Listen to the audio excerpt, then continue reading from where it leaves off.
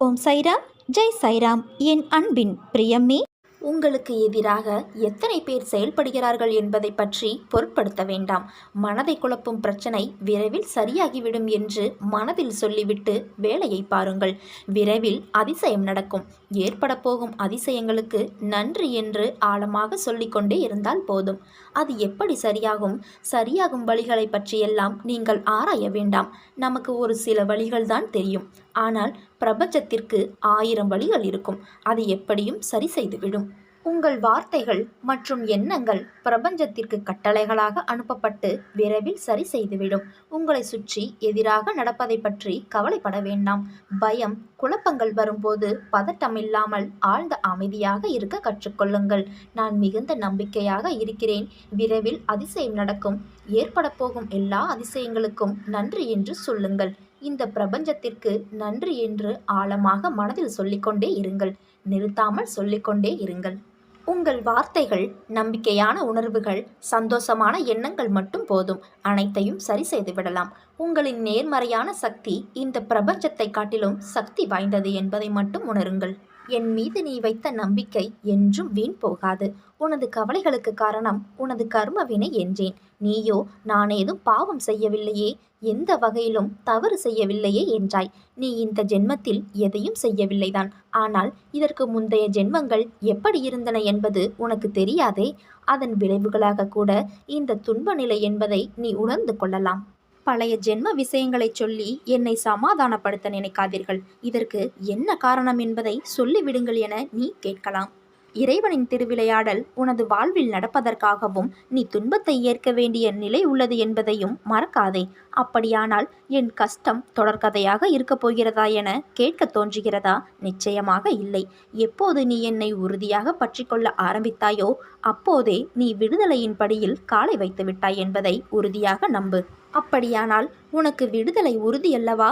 இந்த சாயி உம்முடைய வியாதியையும் வலியையும் பிரச்சனை போன்ற எதையும் நிர்மூலமாக்கி விடுவார். அனைவர் மீதும் கருணை கொண்ட இந்த பக்கீர் அன்புடன் உன்னையும் பாதுகாப்பார். இப்போது நீ பிரச்சனைகள், தடங்கல்கள் என்னும் கடலில் கழுத்து வரை மூழ்கி இருக்கலாம். துக்கமும் வேதனையுமாகிய படுகுழியில் ஆழமாக அமிழ்ந்து போயிருக்கலாம். அதை பற்றி வருத்தப்படாதே. அமைதியாயிரு. நம்பிக்கையோடு என் நாமத்தை இடைவிடாது சிந்திப்பவர்கள் துக்கப்படுவதில்லை. என் மீது விசுவாசம் கொண்ட உனது துக்க நாட்களை முடித்து வைக்க எனக்கு வெகு நேரம் ஆகாது. எனது ஆலயப்படிகளில் கால் வைத்த பிறகு நீ சுகத்தின் மீது சவாரி செய்யப் போகிறாய். எனது நாமம் உனது உள்ளத்திலும் எனது யோக சக்தியான உதி உன் நெற்றியிலும் இருக்கும் வரை எந்த கெடுதலும் உன்னை நெருங்க முடியாது. சரணாகதி என்ற ஒன்றினால் மட்டுமே நம்முடைய கர்மாக்கள் கரைந்து போகும். சரணாகதி செய்வதால் மட்டுமே நமது பிரச்சனைகள் தீர்ந்து போகும். நமது வேண்டுதல்கள் கேட்கப்படும். சரணாகதியே சகலமும். சாயி நாமமே வேதங்கள் அனைத்தின் சாராம்சம். சரணாகதி செய்து நமது நம்பிக்கையில் அசைக்க முடியாத உறுதியுடனும் பொறுமையுடனும் காத்திருந்து பாபா அளிக்கும் விடுதலையை பெறுவோம். ஏதாவது ஒரு ரூபத்தில் பாபா உனக்கு துணை இருப்பார். ஒரு அடியவரை பாபா ஏற்றுக்கொண்டால் அவரை அவர் தொடர்கிறார். இரவும் பகலும் வீட்டிலும் வெளியிலும் அவருடனேயே இருக்கிறார். அவர் விரும்பியவாறு எங்கு வேண்டுமானாலும் செல்லட்டும். அறிவுக்கு எட்டாத வகையில் ஏதாவது ஒரு ரூபத்தில் அவருக்கு முன்பாகவே சென்று பாபா அங்கு இருப்பார். என் அருகில் வா, என் மடியில் வந்து உட்கார். உனக்கு என்ன வேண்டும் என்பதை நீ சொல்லித்தான் நான் தெரிந்து கொள்ள வேண்டுமா? உனக்கு ஆசீர்வதிக்கப்பட்டதை தராமல் எங்கு போகப் போகிறேன்? மனதை அமைதியாக வைத்துக்கொள். எந்த விதமான சூறாவளியையும் அதற்குள் அனுமதிக்காதே. இந்த நிலை வெகு விரைவில் மாறி உனக்கு வெற்றி கிட்டும். நான் கூறியது எதுவும் இதுவரை உன் வாழ்வில் நடக்காமல் இருந்துள்ளதா? அப்படியென்றால் இப்போது மட்டும் ஏன் இந்த கலக்கம்? நீ என்ன செய்தாலும் நான் உன் மீது கோபம் கொள்ள மாட்டேன். நீ என் செல்ல குழந்தை. உனக்கு இன்னும் பக்குவத்தை போதிக்கவே நான் தோல்வியை அனுமதித்தேன். உனது சிந்தனை இன்றைய காலகட்டத்தை பார்க்கிறது. எனது நோக்கமோ உனது எதிர்காலம் தொடர்பானது. நீ அந்த காலத்தில் சிறப்பாக வாழ வேண்டும் என்பதற்காக உன்னால் சகித்து கொள்ளக்கூடிய வகையில் இத்தகைய சின்ன சின்ன பிரச்சனைகளை தந்து உன்னை பக்குவப்படுத்துகிறேன் என்பதை உணர்ந்து கொள். காரணமில்லாமல் எதுவும் நடக்காது. நடந்ததை எண்ணி வருந்தாதே. காரணம் கண்டு கலங்காதே. பாபாவின் அருகில் இருக்கும் பாக்கியம் நமக்கு கிடைக்க வேண்டும். அதன் பிறகு தாண்ட முடியாதது என்று எதுவுமே இல்லை. கொஞ்சம் கொஞ்சமாக அனைத்து விஷயங்களும் ஓர் ஒழுங்கிற்கு வந்து நிற்கும். ஓய்வெடுப்பதோ பேசுவதோ நடப்பதோ எந்த வேலையை செய்தாலும் சரி, ஒவ்வொரு கணமும் அசைக்க முடியாத நம்பிக்கையை பாபாவிடம் கடைபிடித்தால் பக்தன் தான் விரும்பிய மனோரதங்கள் அனைத்திலும் நிறைவு பெறுவான் என்பது சாயியின் சத்திய வாக்கு. ஒரு உண்மையான பக்தரின் கோரிக்கைகள் பாபாவினால் எப்போதும் எந்த சூழ்நிலையிலும் நிராகரிக்கப்பட்டதில்லை. குறித்த நேரத்தில் பாபா கஷ்டங்களை போக்கி அருள்வார் என்ற திடமான நம்பிக்கை, பொறுமை இரண்டும் வேண்டும். இப்பிறவியில் மட்டுமல்ல, எத்தனை பிறவிகள் எடுத்தாலும் தனது பக்தர்களை காப்பதாக பாபா உறுதி பூண்டுள்ளார் என்பதை சாய் பக்தர்களாகிய நாம் நினைவில் கொள்ள வேண்டும். உன் இதயத்தில் நான் அமர்ந்திருக்கின்றேன். நீ நினைப்பது, திட்டம் போடுவது, உன் மனதில் ஆழமாக பதிந்திருக்கும் பதிவேடுகள், நீ ரகசியம் என்று மனதில் மறைத்து வைத்திருப்பது, இவையெல்லாம் எனக்கு வெட்ட வெளிச்சமாக தெரியும். உன் மனதில் ஏற்பட்ட காயம், துன்பம் மட்டும் எனக்கு தெரியாதா என்ன? அனைத்தையும் அறிவேன். மனதால் கூட பிறருக்கு தீங்கு நினைக்காதே. பொறுமையுடன் இரு. நீ நிச்சயம் ஜெயமாக வாழ்வாய். என் பரிபூரண அருளும் ஆசீர்வாதமும் அன்பும் உனக்கு எப்போதும் உண்டு. உனக்கு எதிராக தொடுக்கப்படும் எந்த விதமான அஸ்திரமும் உன்னை நெருங்காது. உன்னிடம் உள்ள இறைவன் சாயி மிக பெரியவன். நீதிபதியான அவன் உனது மனதை தினந்தோறும் படித்து கொண்டு உட்கார்ந்திருப்பவன். நீ பயப்பட வேண்டியது கோர்ட்டுக்கோ வழக்கு போன்றவற்றிற்கோ தண்டனைக்கோ அல்ல. உன்னை நம்பி பொறுப்பை ஒப்படைத்துவிட்டு உன்னால் முடியுமென உட்கார்ந்து வேடிக்கை பார்த்து கொண்டிருக்கிறாரே நம் சாயப்பா, அந்த கடவுள் ஒருவருக்கு மட்டுமே. உன் கண்ணீர் துளியின் வெப்பம் அனலாக கொதிக்கின்றது. ஏன் இவ்வளவு கொதிப்பு? உன் வாழ்க்கையில் நடந்தவையெல்லாம் ஒரு காரணத்திற்காகத்தான். நல்லதுக்கே நடக்கின்றது. அதைத்தான் என் உயிரான உனக்கு நான் நடத்தி வைத்தேன். உன் தந்தை நான் இருக்கின்றேன். உன் கண்ணீர் துளியின் வெப்பத்தை உணர்ந்து என் மனம் வலிக்கிறது. நான் வாக்குறுதி கொடுக்கிறேன். நீ இழந்த மதிப்பை 100 மடங்கு திரும்ப பெறுவாய். உன்னை நோக்கி வெற்றி என்னும் படிக்கட்டு தயாராக உள்ளது. நீ அதில் முன்னேறி செல்லப் போகிறாய். நீ எதற்கும் கலங்காதே. நான் உன்னோடு தான் இருப்பேன். நீ உன்னில் பார்க்கும் அனைத்துமாய், அகிலத்தின் ரூபமாய் உனக்கு நான் இருப்பேன். உன் அன்பின் ஆழத்தையும், உன் பக்தியின் தூய்மையையும், உன் நம்பிக்கை, பொறுமை, எதையும் எதிர்நோக்கி தாங்கும் உணர்வு, உன் பலத்தையும் விசுவாசத்தையும் எவ்வளவு உன்னதமானது என்பதை உன் சாயப்பா நான் அறிவேன். அதனால் எல்லாம் சரியாகிவிடும். எதற்கும் அஞ்சாதே. உன்னோடும் உன் குடும்பத்தோடும் நான் இருக்கிறேன். நீ நல்ல ஆரோக்கியத்துடன் எல்லா செல்வ வளங்களையும் பெற்று சீரும் சிறப்புமாய் நிம்மதியான மகிழ்ச்சியான வாழ்க்கையை பெறுவாய். எல்லா சந்தர்ப்பங்களிலும் உன்னை அன்போடு அரவணைத்து கொண்டுதான் வருகிறேன். என் பிள்ளையான உனக்கு செய்ய வேண்டியதை தக்க சமயத்தில் நன்கு செய்வேன். சற்று பொறுமையாக இரு.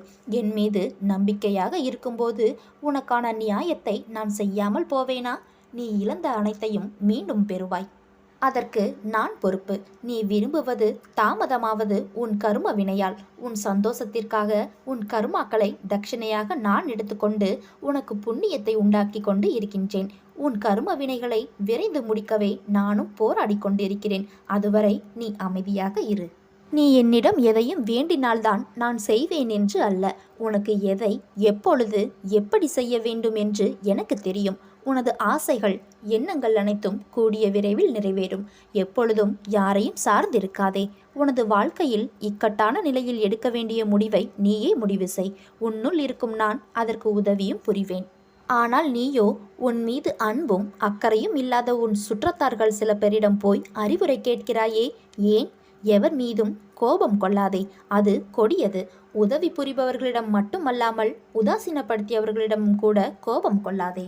அனைவரிடமும் அன்பாக பேசு. நீ வருத்தப்படுவதால் எதுவும் மாறாது. நம்பிக்கையோடு கம்பீரமாக உன் குறிக்கோளை நோக்கி செல். நீ அதை அடைய நான் துணையிருப்பேன். இது என் சத்திய வாக்கு. நான் உன் முன்னேதான் சென்று கொண்டு இருக்கிறேன். உன் செயல் அனைத்துமாக உன் சாயப்பா நான் இருப்பேன். உன்னை ஆக்கிரமித்து உள்ள சோர்வு, கவலை, விரக்திகளை தூக்கி எறி. அப்போதுதான் நீ செய்யும் காரியங்களில் முழு கவனத்துடன் உன்னால் ஈடுபட முடியும். நான் உன்னுடன் இருக்கும்போது உனக்கு தோல்வியே இல்லை. நான் உன் எதிர்காலத்தை பார்த்து பார்த்து உருவாக்கி வைத்துள்ளேன். அதில் எப்படி மற்றவர்களை உள்ளே விடுவேன்? யார் என்ன வேண்டுமானாலும் செய்யட்டும். கடைசியில் வெற்றி பெறுவது நீ என்பதை எப்போதும் மறவாதே. இறைவனின் நாமத்தை உச்சரி. புனித நூல்களை படி. போட்டியையும் சச்சரவுகளையும் தவிர்த்து வந்தால் இறைவன் உன்னை பாதுகாப்பான். ஒவ்வொரு வினாடியும் நான் பாபாவை ஆராதிக்கிறேன். பாபாவின் மேல் எனக்கு ஏராளமான விசுவாசம் உள்ளது. பாபாவின் பூஜைகளை தினம்தோறும் செய்கிறேன். இருந்த போதிலும் துக்கமும் கஷ்டங்களும் வராமல் இருப்பதில்லை. என் கர்மாவை நானே அனுபவிக்கும் போது பாபாவை ஆராதிப்பதால் என்ன பலன் இருக்கிறது என்ற பாவம் அடிக்கடி உனக்கு தோன்றுகிறது. அப்படி பார்ப்பதை நான் சரியென்று சொல்ல முடியாது. என் அனுகிரகத்தால் இந்த பிறவியில் என்னை ஆராதிக்கிறாய், என்னை ஸ்மரிக்கிறாய். அப்படி என்னை ஸ்மரிக்கும் அவகாசம் உனக்கு கிடைத்ததே ஒரு பெரும் பாக்கியம். நீ இப்பிறவிக்கு சாட்சி. நான் உன் பூர்வ ஜென்மங்கள் அனைத்திற்கும் சாட்சி. உன் கடந்த பிறவிகள் தீவினைகளால் நிறைந்து கர்ம ராசிகள் குன்றுகளாக சேர்ந்திருப்பதால் அவற்றை நான் குறையும்படி செய்ய வேண்டுமல்லவா? பூர்வ ஜென்மங்களின் உன் சம்ஸ்காரமே இந்த ஜென்மத்தில் சுகதுக்கங்களாக வந்து கொண்டிருக்கும். அவற்றிற்கு நான் சாட்சி. இந்த கிரகத்தில் உனக்கு சுகம் கிடைப்பதில் சிறிது கால தாமதம் ஏற்படுகிறது. உன் செயல்கள் வெளிமுகமாக இருக்கிறது, என் செயல்கள் மறைமுகமாக இருக்கிறது. அதை தெரிந்து கொள்ள முடியாமல் என்னை நிர்பந்தித்தால் நான் என்ன செய்ய முடியும்? கர்ம வினைகள் கரைந்தவுடன் யோகம்தானே கைகூடும். இது தெரியாமல் நீ என் மீது கோபம் கொள்கிறாய். எதை உன்னுடையது என்று கருதுகிறாயோ உண்மையில் அது உன்னுடையது அல்ல. ஆகையால் சிருஷ்டியில் என்னுடையது என்று எதுவும் இல்லை. நேற்று உன்னுடையது என்று கருதப்பட்டது இன்று உன்னுடையதாக இருப்பதில்லை. கற்பனை எதுவாகிலும் அது நிலையானது அன்று. ஏராளமான செல்வம் நேற்று உன்னிடம் இருந்திருக்கலாம். ஏதோ ஒரு காரணத்தால் இன்று போய் விடுகிறது.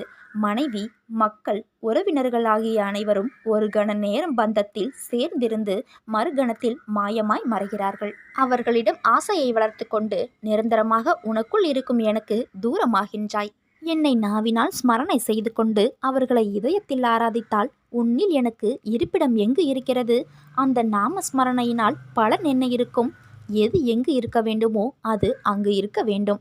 நான் உன்னுடைய இதயத்தில் வசிப்பவன், அந்தராத்மா, உன் நலனை விரும்புபவன். செடியின் வேருக்கு நீர் ஊற்றுவதை விட்டு பலனை விரும்பினால் எப்படி கிடைக்கும்? நீ எந்த காரியத்தை செய்து கொண்டு இருந்தாலும், எங்கிருந்தாலும், எதை செய்தாலும் என்னையே ஸ்மரணை செய்து தியானம் செய்து உன் வேலையை செய். அதை நான் வெற்றியடையும்படி செய்வேன். பலனை விரும்புபவர்கள் செடியின் நலனையும் கவனிக்க வேண்டுமல்லவா?